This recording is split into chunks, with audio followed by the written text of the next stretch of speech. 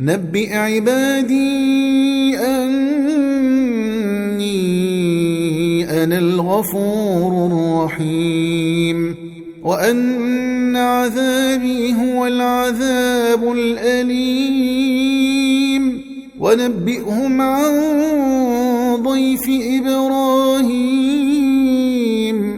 إذ دخلوا عليه فقالوا سلاما قال إنا منكم وجلون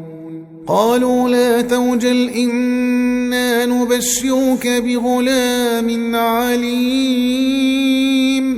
قال أبشرتموني على أن مسني الكبر فبم تبشرون قالوا بشرناك بالحق فلا تكن من القانطين قال ومن يقنط من رحمة ربه إلا الضالون